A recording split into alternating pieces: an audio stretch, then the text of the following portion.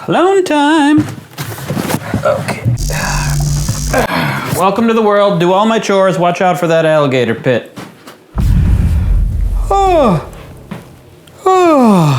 I'm alive. I'm alive. Wow. I can't believe how alive I am. Wow. I'm just so alive. Oh, my mistake. WheezyWaiter. That's right, no singing. New rug with an updated vocal perforation, incompatible with my old chair wheels. That's how they get you. Capitalism. If you want to compete, be obsolete. Not sure who said that. Oh! They took their own advice. Now then, a lot has been going on here at Wheezy Studios, and I feel like a recap is in order because it seems that some of you aren't keeping up with every little thing that I do. What's the matter with you? Disappointment. I mean, come on, really. What are you doing with your time? Job? School? Kids? Quit? Flunk out? Adoption. This is beard loverdom we're talking about here. It takes a backseat to nothing. Unless the backseat's more roomy, and there's a TV. Maybe sparkling water. All right, time for a recap. I realize this is going to be boring for many of you because you already know all this stuff, so I Googled actors with interesting faces, and I found this ridiculously compelling picture of Ian McKellen. I shall leave that picture on screen for the entire duration of the recap so that you may ponder every crag, wrinkle, and cranny.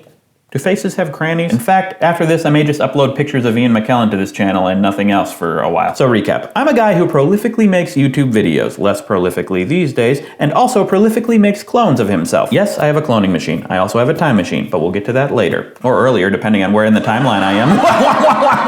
I usually make at least one clone every morning for the great and noble purpose of not having to do chores. And then at the end of every day, I politely ask them to jump into the alligator pit on their own accord.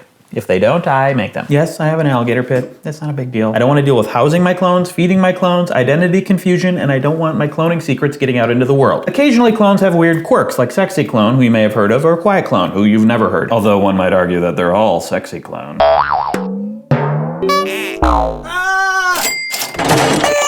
And like the previous examples, occasionally clones elude death and escape. And this is due to the universal fact that I'm too lazy to go out and find them and kill them. Plus, I don't want to just push them into the alligator pit myself. They have to voluntarily go. Otherwise, I get that feeling of, indigestion? Guilt. Okay, so one day for later snacking, I placed a plate of cookies on top of my fridge. Little did I know, I also placed it on top of my destiny, who I thought was some sort of life coach clone, popped up out of nowhere and stopped me from eating those cookies and forced me to try to improve my life so that I deserved those cookies. Since then, I've been working on my motivation, appearance, health, consistency, being more specific with my words, and some other. This mystery helpful clone told me that he's actually me from the future and he's come back to help me, him, us, and set me straight and improve our life so that terrible things don't happen to him, me, us, you, them in the future. Last time, Sexy Clone taught me that beauty is less about how you look and more about how you feel, and since then I have been consistently grooming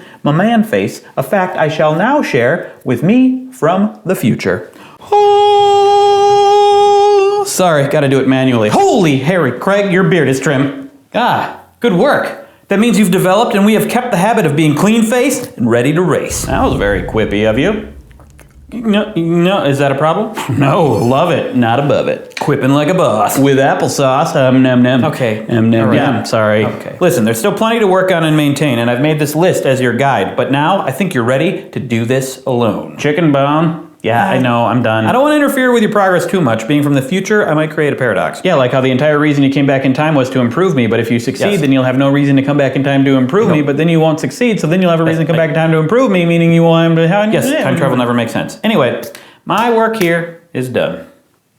Cookie time? I'm going to leave that up to you to decide. Ah, that's the worst. Oh, and I'm taking the clone you made this morning with me. Teach you self-reliance. Nope. Ah, that's the worst. This is goodbye. See you in the future. But not really, because I'm you. But what if we look in a mirror? Ah, true, the old mirror. Uh-huh, see? Good point. And now no one else is here, and I'm still talking to myself. I guess I was always talking to myself.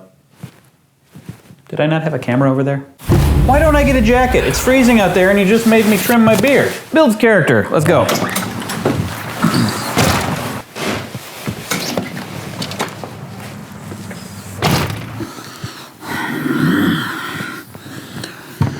Chores.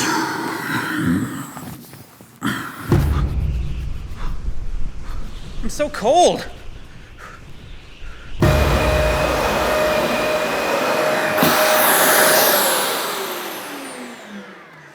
Chores! I'm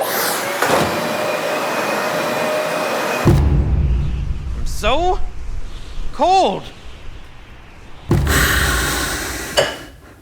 Chores! I'm so cold! Can't we kill him now? No! We've been through this. I'm you from the future. 3 years from now, I kill him and take over his life, and it turns out he's a bigger loser than we thought. We need to hide out, wait for him to improve his life, then we kill him. Can't I just kill him now and work to improve our life? We wait here in this abandoned home, otherwise we went through all that trouble circumventing its security for nothing. I smashed a window with a hammer. Cookies. If we kill him now, we risk screwing it up or creating paradoxes if we interfere with the original timeline too much. Interesting. So, tell me, is it interfering with the original timeline too much if I poisoned the cookies? What? Yeah. It's time.